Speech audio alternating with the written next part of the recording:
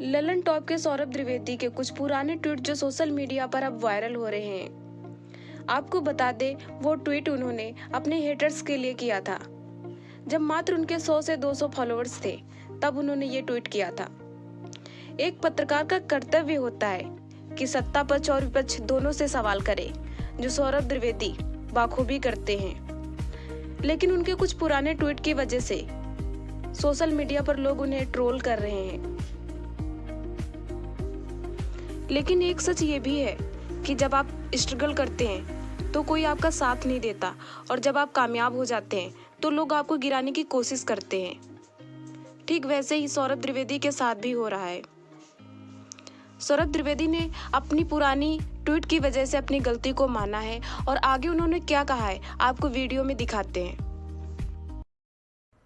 एक माफी, एक अफसोस, एक आप बीती और एक सबक की शब्दावली कैसी होनी चाहिए। पिछले 72 घंटों से सोशल मीडिया पर, ट्विटर पर मेरे 2013, 2012 से लेकर 2016 तक के ट्वीट्स के स्क्रीनशॉट घूम रहे हैं।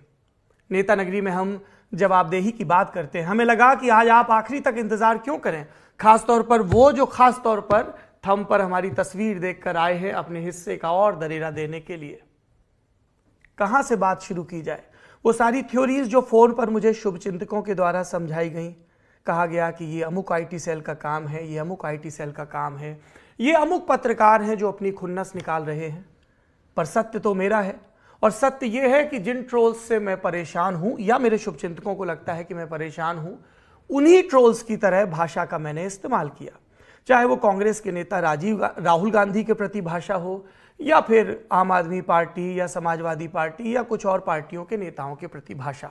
तो क्या हुआ जो मैं सफाई में ये कहूं कि ये लल्लन टॉप के शुरू करने से पहले की बात है? तो क्या हुआ जो मैं ये सफाई में कहूं कि मैं तब उस तरह से सोचता था, गलत सोचता था, जिस भाषा का इस्तेमाल किया गया था, जिसमें कहीं कहीं द्व्यर्थीपन था, कहीं कहीं मौज लेने की बात थी, लेकिन जो संसदीय मर्यादा को लांघ गई वो गलत थी।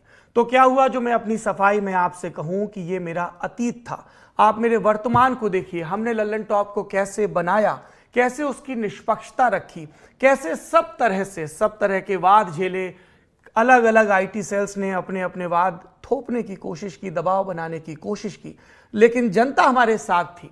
उसका हम पर यह विश्वास था कि हां, ये नौजवान लड़के लड़कियां हैं, नए प्रयोग कर रहे हैं, भाषा के स्तर पर हो सकता है इनसे गलती हो, इनका अतीत अलग अलग रहा होगा, इन्होंने कभी किसी नेता को, किसी पार्टी को, किसी बात को लक्ष्य किया होगा, लेकिन जनता के बीच जाकर ये लगातार इवॉल्व हो रहे हैं, लगातार अपनी शपथ को मांझ रहे हैं कि हम बेहतर करेंगे, हम संवाद की गुंजाइश रखेंगे, हम किसी के प्रति कटुता नहीं पालेंगे, और हम निरंतर संविधान में हमारे पुरखों ने जिन प्रतिज्ञाओं का जिक्र किया उनके नहीं खुद भी बनने की कोशिश करेंगे और अपने दर्शकों को भी बनाने की कोशिश करेंगे।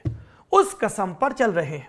कई बार रपटे, कई बार गलतियां हुई, और जब जब गलती हुई पूरे पश्चाताप के साथ आपके सामने आकर माफी मांगी है।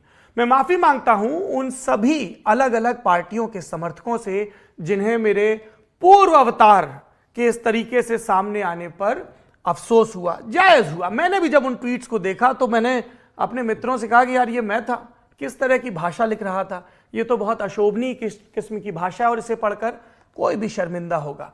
क्योंकि अब हम जिस तरीके की प्रतिज्ञाएं करते हैं पत्रकारिता में, उसमें सबसे पहली बात यही होती है कि हमारी आलोचना के दायरे से कोई परे नहीं होगा, चाहे भारतीय जनता पार्टी हो, चाहे कांग्रेस हो, चाहे आम आदमी पार्टी हो, चाहे सपा, बसपा, राजद, कोई भी पार्टी हो, क्योंकि ये हमारा काम है जनता की तरफ से सत्ता के अलग अलग केंद्रों और दावेदारों की निगरानी करना। लेकिन हम आलोचना उनकी कामों की करेंगे, व्यक्तिगत होकर नहीं करेंगे, कोई रार नहीं पालेंगे, किसी से निर्देश नहीं लेंगे, कोई एजेंडा भी नहीं चलाएंगे। पर एजेंडा चलाया गया सोशल मीडिया पर, हम लोगों की छवि को लक्ष्य किया गया हमारे पुराने ट्वीट्स दिखाकर। उन ट्वीट्स पर मैंने क्या कहा कि मैं माफी मांगता हूं, मैं उनकी भाषा को लेकर शर्मिंदा हूं। उसमें जिस तरह की राजनीतिक टेक है उस पर क्या कहूंगा, यही कि मेरी वो उस समय की राजनीतिक समझ थी। लेकिन लल्लन टॉप में आप किस तरह की राजनीतिक समझ देखते हैं? जैसा कभी जनसत्ता के लिए प्रभाष जोशी जी कहा करते थे, सबकी खबर ले और सबको खबर दे, वो हमारी राजनीतिक समझ है। और बाकी मैं उम्मीद कर रहा हूं कि हम पर हमारी ही बिरादरी के लोग जो उंगलियां उठा रहे हैं, उन्होंने अपने अपने सोशल मीडिया अकाउंट्स खूब साफ कर लिए होंगे। हमने भी सोचा कि आज आखिरी में फुर्सत की सलाह में यही कहेंगे कि अपने अतीत के साथ निरंतर संवाद करते रहिए, क्योंकि पता नहीं कब कौन स्क्रीनशॉट लेकर आपसे पूछना शुरू कर दे कि आज से 10 बरस पहले तुम्हारी चेतना इतनी जागृत क्यों नहीं थी। हमारी चेतना जागृत नहीं थी, हमारी जवाबदेही बनती थी, इसलिए विस्तार से ये बात। लेकिन एक स्क्रीनशॉट गलत संदर्भ के साथ चलाया जा रहा है और उसके लिए माफी नहीं मांगी जाएगी। 21 मई 1991 देश के पूर्व प्रधानमंत्री राजीव गांधी की हत्या कर दी जाती है श्री पेरुंबदूर में। मैं अपने गांव में था, 7-8 बरस की उम्र थी। हमारे घर के पीछे एक भाई साहब रहते हैं जिनका बाद में निधन हो गया एक एक्सीडेंट में। उनका नाम पप्पू भैया था। उन्होंने आके सुबह सवेरे हमें बताया, हम अपने घर के दरवाजे पर बैठे थे, हम और हमारे चाचा, और गांव देहात में राजीव गांधी को राजू गांधी कहा जाता था, कि चाचा राजू गांधी मर गए। तो चाचा ने पूछा, लला क्या कह रहे? बोले हाँ, हमने अबे संस्कृत के समाचार में सुनी जो सवेरे आत आकाशवाणी पर। अब जब राजीव गांधी की बरसी आई और तब ट्विटर पर शब्द की सीमा थी, तो हमने इस प्रसंग को छोटा सा लिख दिया कि कैसे ये ऐतिहासिक घटना, ये मार्मिक घटना, ये जघन्य घटना हमारी इंद्रियों में दर्ज हुई। उसको लेकर भी लोगों को लग रहा है कि हम मजाक उड़ा रहे हैं। कोई किसी की मौत का मजाक कैसे उड़ा सकता है? मौत का मजाक उड़ाना होता तो हम इस पेशे में नहीं आते। मौत का मजाक उड़ाना होता तो हम असैसिनेशन ऑफ राजीव गांधी किताब पढ़कर पॉलिटिकल किस्सा नहीं करते।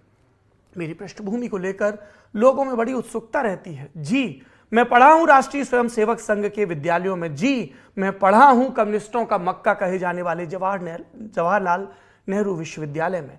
मेरे सब विद्यालयों ने, मेरे सब महाविद्यालयों और विश्वविद्यालयों ने मिलकर मुझे संवारा है।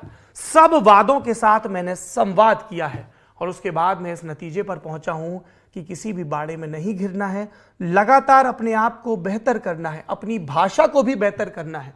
इसलिए जब अतीत से ये सारी स्मृतियां आई और नए सिरे से खूब लांछन भी लगाए गए हमारी प्रतिबद्धताओं पर, तो मुझे लगा कि ये जांचना जरूरी है कि हम कैसे थे, हम कहां से चले और आज हम कहां खड़े हैं। तो जिनको एजेंडा चलाना है वो अभी भी इस माफी के बाद भी भला बुरा कहेंगे, लेकिन जिन दर्शकों ने लल्लन टॉप को बनाया है, मैं उनको संबोधित कर रहा हूं। अब आपकी जिम्मेदारी है। क्यों निकाले गए ये पुराने ट्वीट?